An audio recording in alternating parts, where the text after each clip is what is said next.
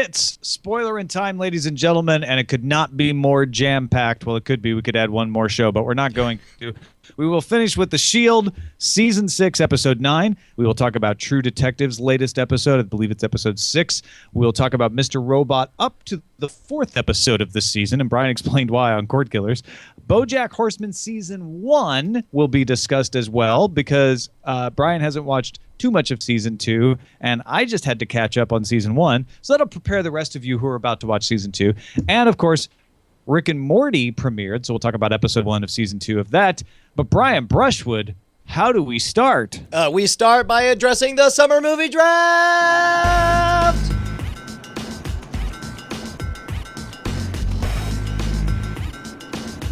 Still last place. Still last place. But hey, look at Trainwreck with 61 million, dude. Yeah, I thought it was a typo. I looked and that Night Attack was not next to last. We beat Frog Pants, and Pixels came in second place this week. So, what was it? Ant-Man held on to number 1, beating out that. So Night Attack's not going to be last place. I cannot. If you told me after the draft that at this point DTNS would still be in last place, I would have been like, well, if you're just not even going to be realistic, I don't even want to talk to you. And then I would have stormed out of the room. Yes, you would have all made fun of me. What if I had said, you know what? San Andreas will make $150 million and DTNS will still be in last place with only a couple weeks left. Brian, what would you say? Believe it. Now, granted, you do have heavy hitters. You know. I have all the movies left. Who knows what Vacation, Mission Impossible, Rogue Nation, and Fantastic Four will do? You certainly will not end in last place because you only have to make $170 million in order to get out of last place. You'll most certainly do that. You only have to make less than $560 million to catch Cordkillers. Yes, but you only need to do $270 million to take a firm second place, right? I don't care about second place. Nobody cares about second place. What am I, Avis? Okay, look, you got to understand.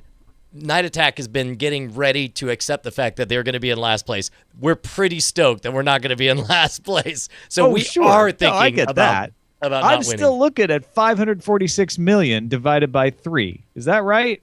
Am I doing my math right? $546 million? Yeah, you never know. You might get the old August bump, is what they called it. Okay, no, but I'm $546 million behind Cordkillers, right? Yeah, no, Cordkillers won. I mean, let's all accept that right now. No, I refuse to accept that. I'm $574 million behind Cordkillers.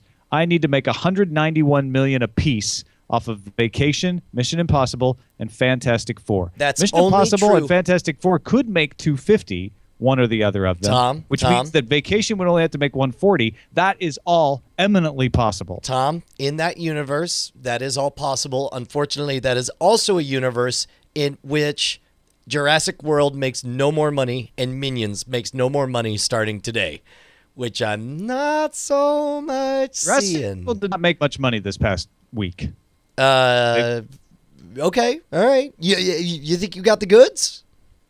I think it's theoretically possible. And listen, you thought I was a lock on the place at the beginning of the season, and I told you no, I'm not a lock. Anything could happen. Well, maybe I'm deriving a lot of Right Schadenfreude. now, I'm saying there's a chance. Fair enough. 1 in a million. You got a chance. And coming out this week is Vacation and Mission Impossible Rogue Nation. Fantastic Four is out in 2 weeks, and then it's done. Man. Then we hand Christy Cates and Malenko the trophy. Then we will give them the trophy. Do we have those letters that we can address for the spoiler? They're right there in the doc on line 80. Rob Dog says, why not exclude the new Star Wars movie from the draft if it's going to have such a dramatic impact? I know it may seem preposterous to not include potentially the highest grossing sequel of all time, but maybe it's the best way to even the playing field. Robert Ballantyne says, make it required that all teams need to have at least 2 movies.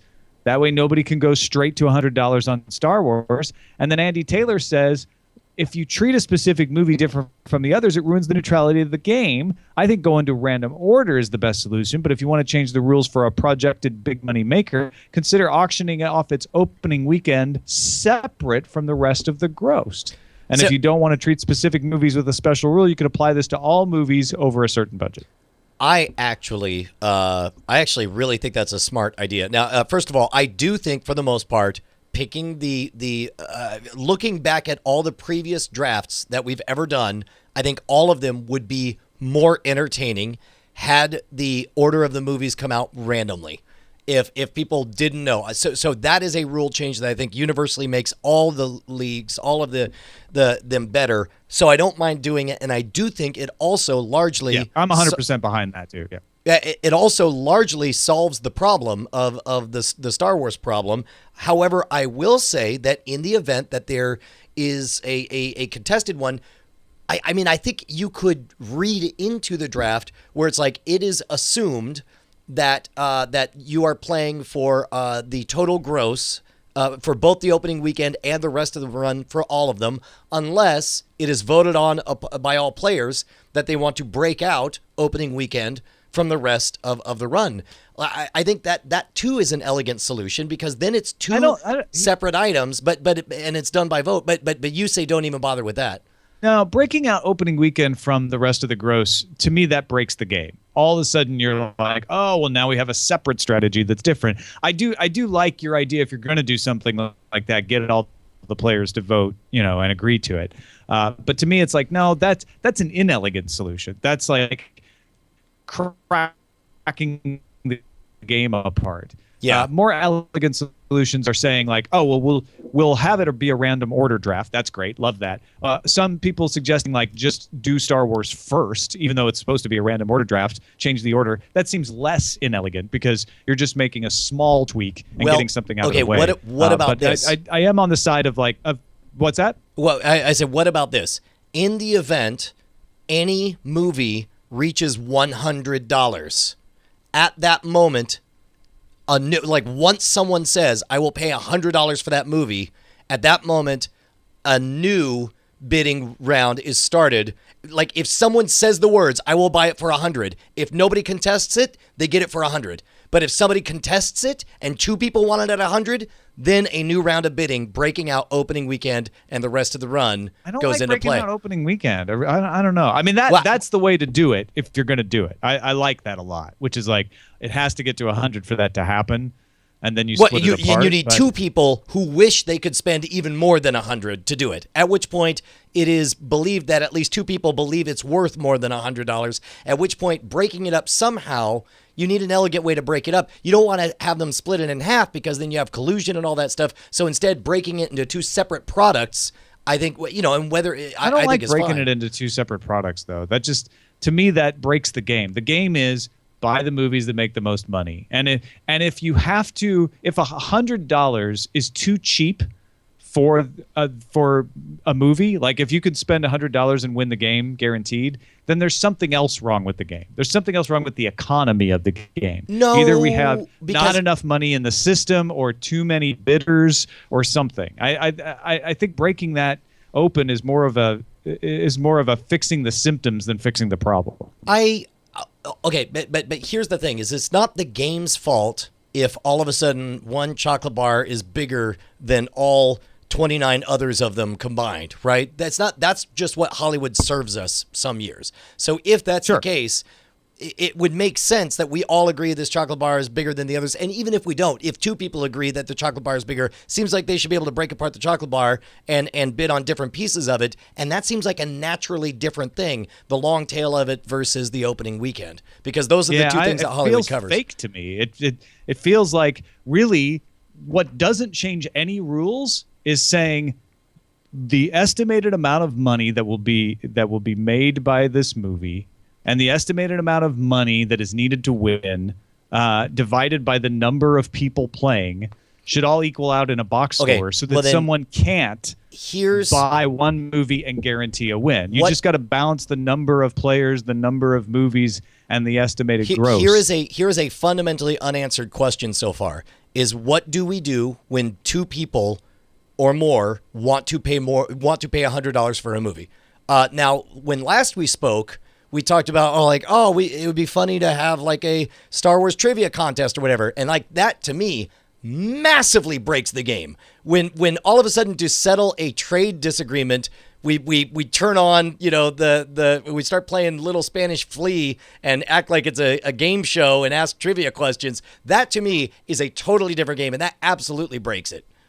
Yeah, when last spoke, not listening. So, folks, you didn't miss anything. That was just a private conversation I had based on an idea from Jenny Josephson, who suggested the trivia thing. And I agree with you that goes outside the rules of the game. The rules of the game are, if you're fastest to bid, you win. So the question is, do we want to allow fastest to bid to get Star Wars? Do we think it's fair enough? I think it's fair to say our system of bidding isn't perfect enough to come up with another way of auctioning off any movie that has bid 100. I think it's fair to say if someone bids 100 on a movie, suddenly we have to have new rules to kick in. And whether it's a trivia contest or not, but I can see that. Breaking the movie in half, to me, seems way all of a sudden it's a whole think about it like real estate. Let's say you got a neighborhood. There are 30 buildings in the neighborhood, one of which is a mansion that takes up now I want to break block. apart other movies. Why is it only that movie that gets to be broken? Because if you can afford the entire house, you have to buy the entire house. It's only the case where the house itself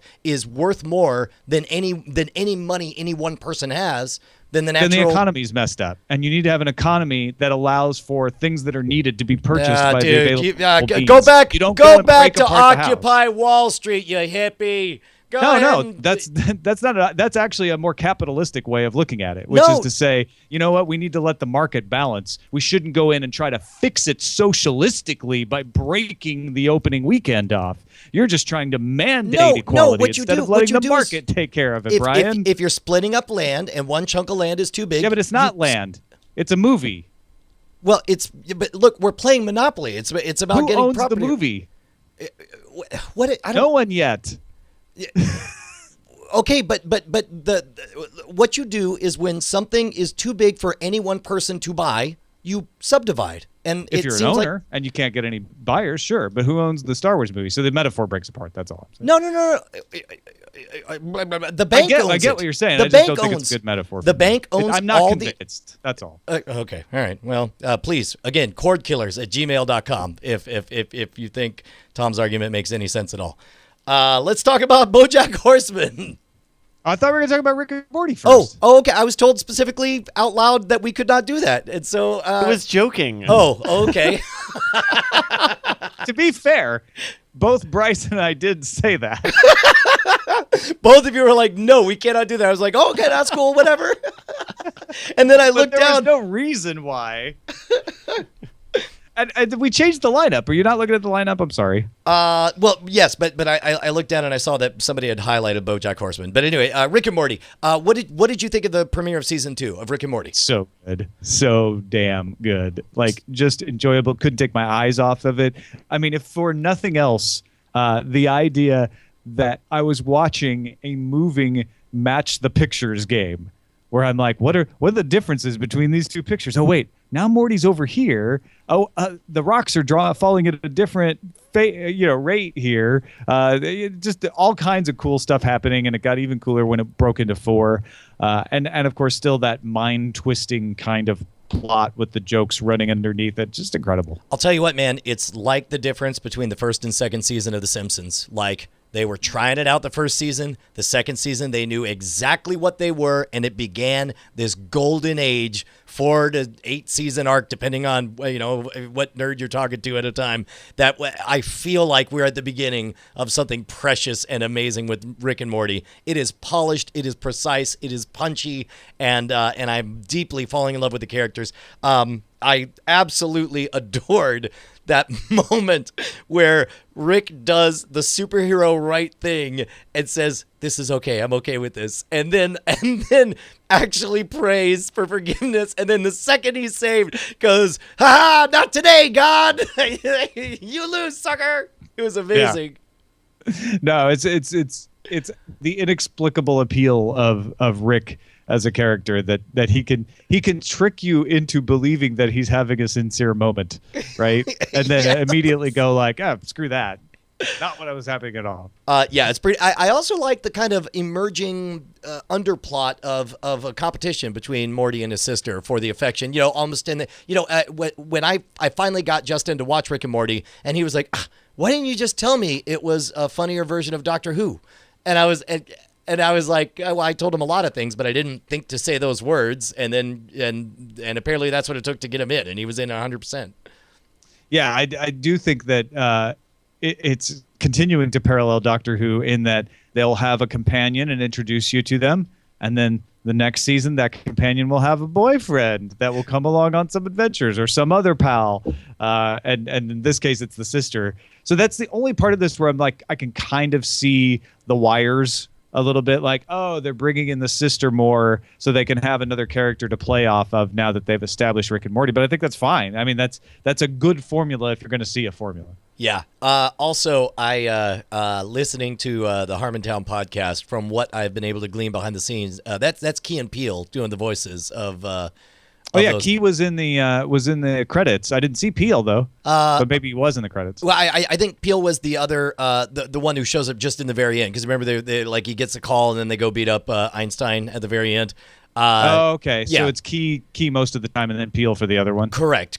We could actually verify this. I that's what I guessed. By using the interconnected network of computers. I will say, if you don't listen to Harmontown, it's database. fascinating to listen to a very progressive, post-racially minded person like Dan Harmon find himself in the awkward position of giving directions to Key, kind of explaining to, could you black it up a little bit for the character, because he looks like a giant testicle, but we want it to be very clear that he's a black testicle or whatever.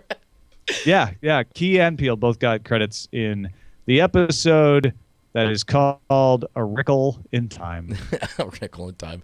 Yeah, really, really good. BoJack Horseman, Season 1. Let's talk about it. Yeah, we're just real quickly. As I mentioned on the Cordkillers show, I didn't realize that I hadn't watched most of Season 1.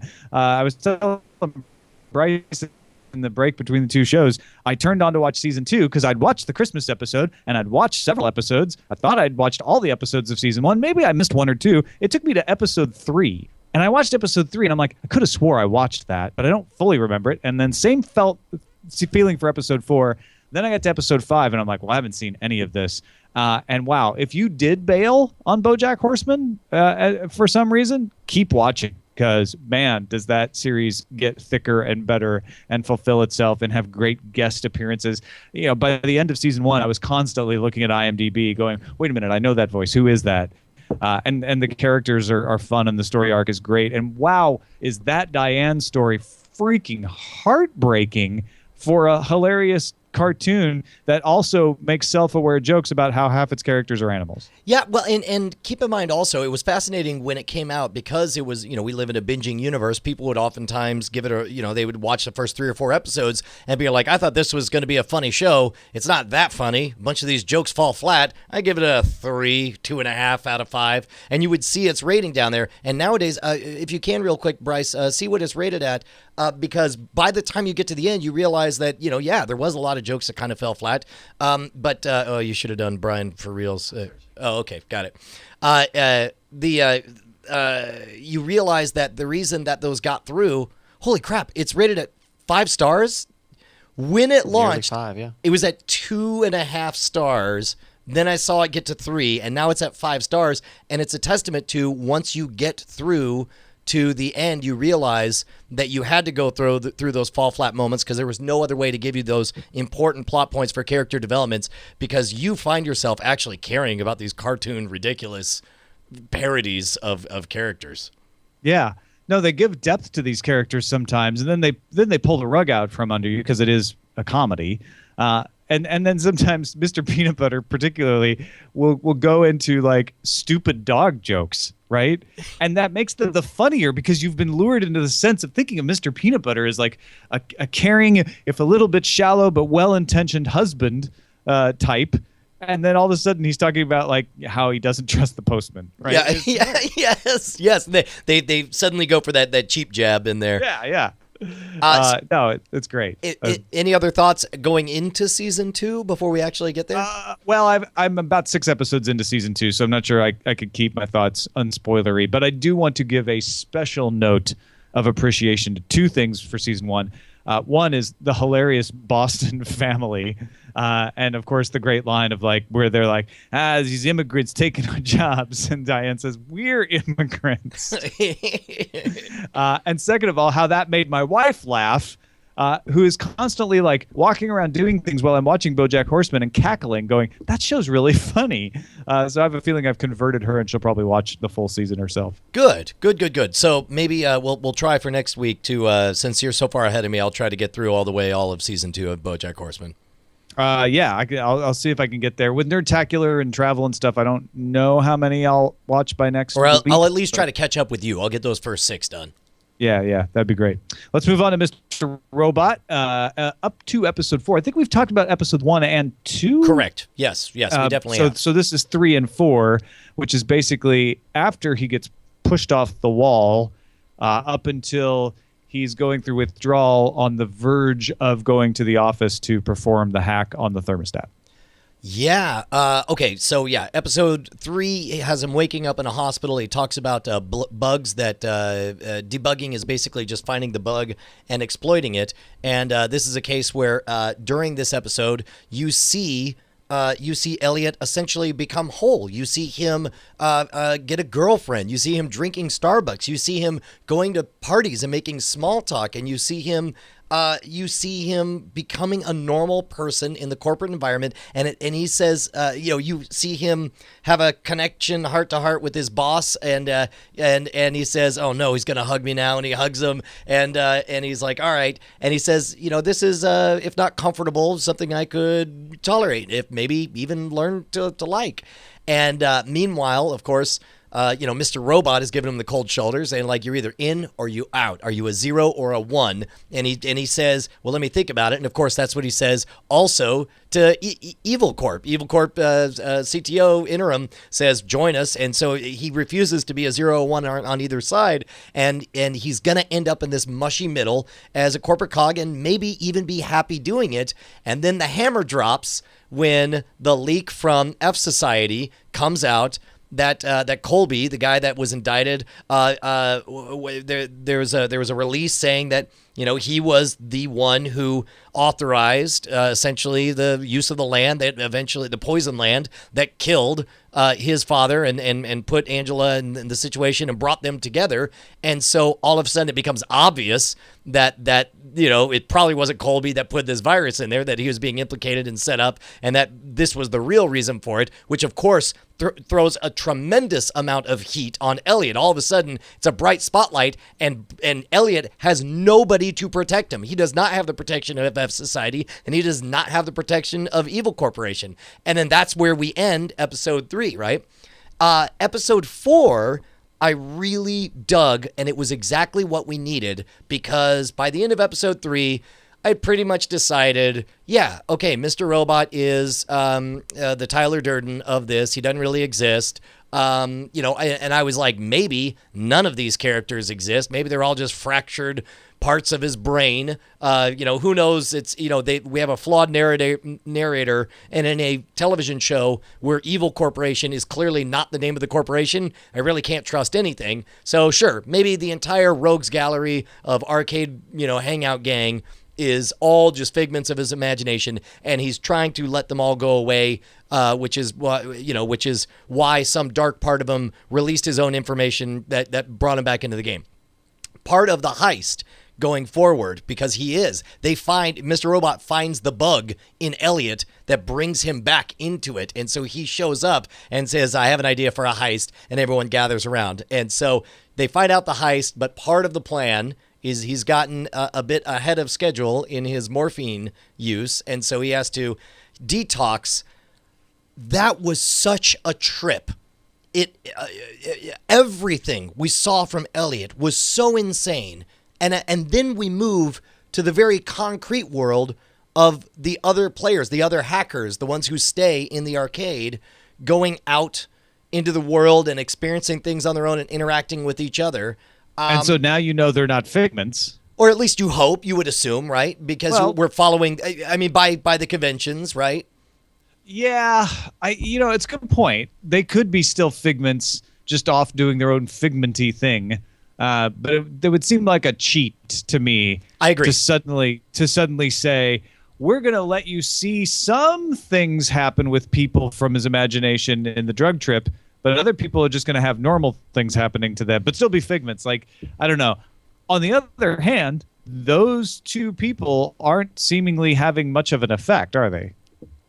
Yeah, but they're definitely they're not leaving a trail that anyone could follow and prove they exist independent of him. Right, but we also see Angela and Shayla go on an adventure together, and Angela worried about being caught in the trap of what feels like a random vector of a dude who hands out hip-hop CDs in order to infect people with code. And by the way, again, massive high fives to the people who get all of the technology right. When they're going into the hotel room to detox Elliot, they use it looks like cartoon television magic. They take a marker and stick it inside a hotel lock, and it goes bleep bleep, and it lets them in. That's a real thing. That made news 4 years ago. Somebody built an Arduino microcontroller inside of a marker with a little interface that plugs into the charging port of there was an unencrypted key, and you're able to get right in. Like that. All of that is based on real stuff, and just the whole trippiness of that detox scene was amazing. I loved the kind of double inception of him going. I was so wincing as he went to get a hit. You just get one fix, and as the needle got closer, I was like, please don't, please don't, please don't. Like that was a line even for the show that I was just twisting over, and of course it just got more and more interesting from there. There was one other point that I'm blanking on. It was just great. Oh yes, the set piece when all of a sudden he's at dinner eating his beta fish, and you realize that the fancy dinner is cubicles, and he's at Allsafe. I loved it. Like the cinematography, the set design, the shooting.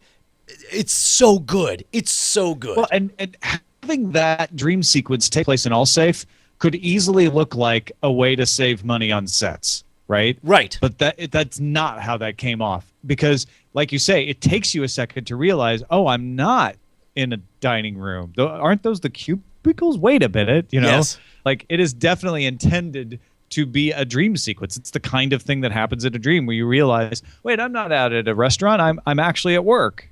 MacBook Pro in the chat reminded me of one of my favorite moments of episode 4 is he glances up as they're watching the movie Hackers on the cable television in the hotel room, and you hear Penn Jillette say, it's a rabbit virus. It's running around crazy. And you actually see, it's from the terrible movie Hackers. And so he's like, man, I ain't never seen no virus that animates and runs all over the place. And then the quote the other guy says, and MacBook Pro nailed it, he says, I'll bet you right now some writer's working hard on a TV show that'll mess up this generation's idea of hacker culture, which of course was the right amount of self-referential. Take a quick self-referential pot shot. I actually had to stop and rewind. Like, did I hear that right? Like, I went back and played that again.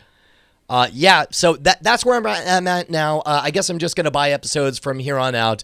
I don't think I could love it anymore. I love it so much that I'm going and reading up on. I'm actually taking the time to learn all the characters' names so that I don't have to be, the guy who knows the guy with the thing. I got that Angela Shayla throwdown. You weren't looking at IMDb when you said that? No. I did before. I did as I was watching. I was like, I want to grok all of this correctly. Very cool. On the other hand, True Detective just was okay for me. I don't know about for you. It was a good episode. Things happened in the episode, but it's just feeling like a really good procedural crime drama about crime bosses in a corrupt town and how they might be taken down by some flawed characters that might end up doing the right thing. Brilliant scene with Vince Vaughn and Velcoro at the beginning of the show. Really great action sequence at the party with some cool ways of depicting somebody who's on Molly, who's having a bad reaction to it. Just not what I go to True Detective for, I guess. Yeah, I wish I had much to add. I really don't. Although I will double down and say the two standoffs. You get in the words of Vince Vaughn, you get a Mexican standoff with an actual Mexican. With an actual Mexican. That's right. I forgot about that. And you open the scene with it. It's amazing to see this situation. I really did enjoy that moment. Here's the thing. At this point, I am taking away from True Detective all the best parts. It's a garage sale. I doubt it's going to revolutionize itself in the last couple episodes and blow me away. But at this point, it's like we can all agree it's not as good as season 1. Very unlikely they'll pull it out. However, now I'm trying to see the good in things, and I will say I really liked the speech of parallels between that Vince Vaughn gave, where it's like, hey man, I'm a guy who wishes he could go legit. You're a guy who wishes he could go corrupt, and it's like, look, this is in us, and he just reasons his way out of it, and it's weird to see essentially a gangster really trying to play detective. He really does want to find that hard drive because he wants to go legit and get in the pipeline. So he's really trying to solve the crimes, and he's really upset when other rival gangs ends up slaughtering one of his witnesses and so on. Meanwhile, the cops are acting kind of silly. It's kind of weird that they go take on this corrupt, dark 1% of 1%. To be honest, like that crazy sex house, eyes wide shut, a little bit cartoonish for my tastes, a little over the top, right down to the peeling off into the obviously incorrectly placed full moon in the distance. It was a bit much for me, but I think here's the problem is and this is not my idea. I did read it in a synopsis. Somebody pointed out that it slips from classic film noir to a little bit of pulp fiction, little detective pulp. And that's not necessarily what we want from True Detective. Well, and honestly, I'd be fine with that if that's what they were going for. But I guess what I'm asking for, what I wanted from season 2 of True Detective, is not what they intended to give me, and that's fine. They're the auteurs. They make that call. I can decide whether I enjoy it or not, but it doesn't mean it's bad. Nothing they're doing this season is bad. I will give them that. However, it's not what I wanted. It's not what I liked. And so I'm not enjoying it as much. What I liked was, here's a detective story. Here's another layer underneath the detective story that's mysterious and conspiratorial. And here's another layer under that that's, a guy that talks about making flowers and is really freaked out. And under that is the Yellow King and a whole other realm. And that grabbed my attention.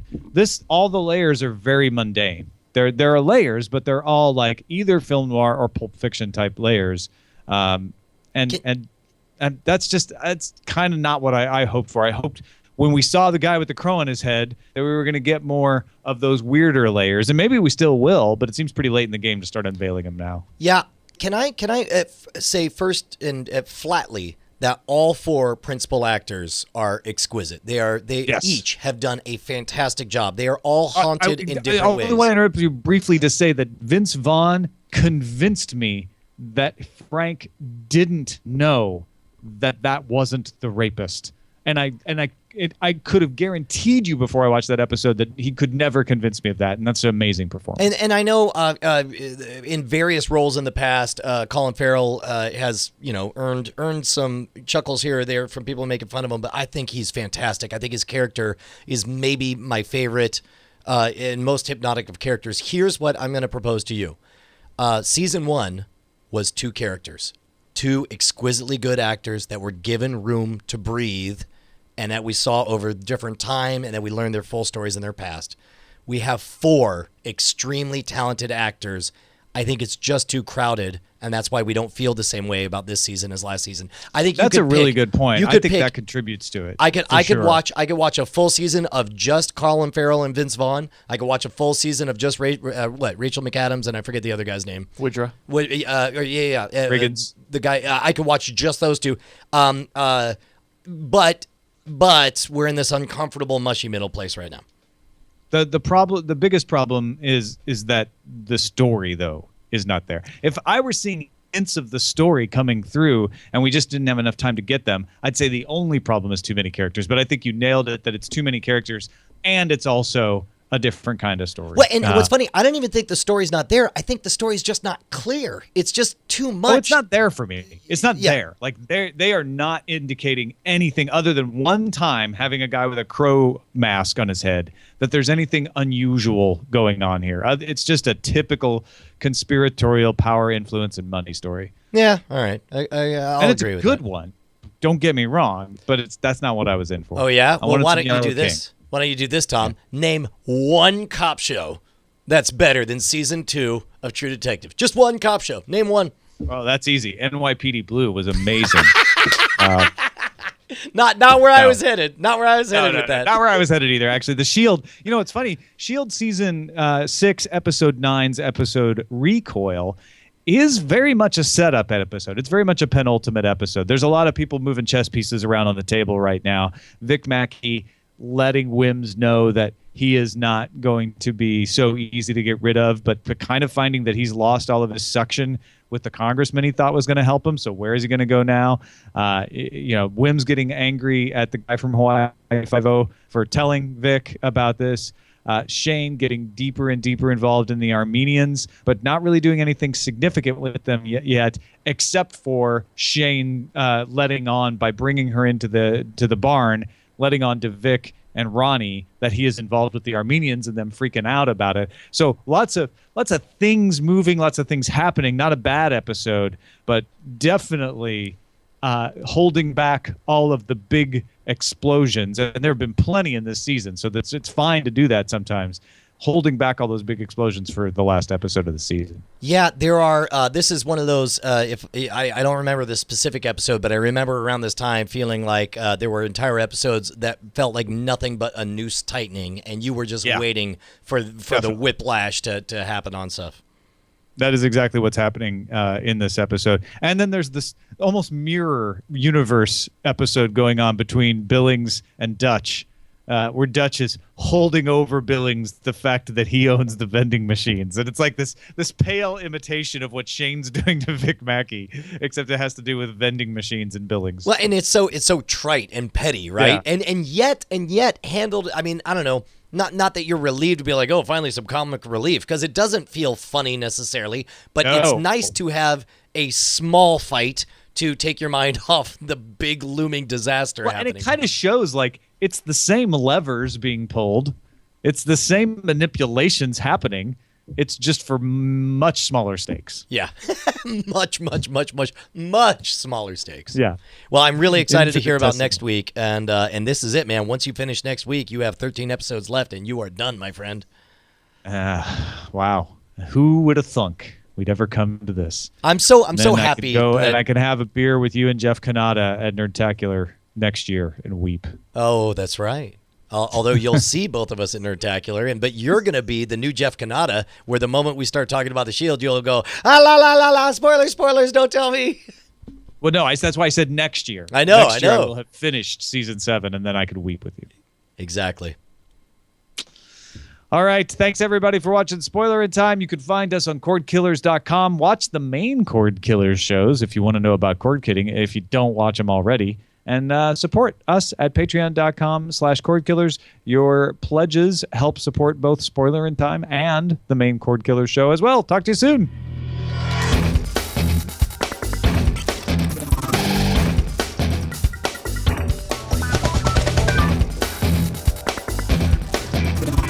Diamond Club hopes you have enjoyed this program.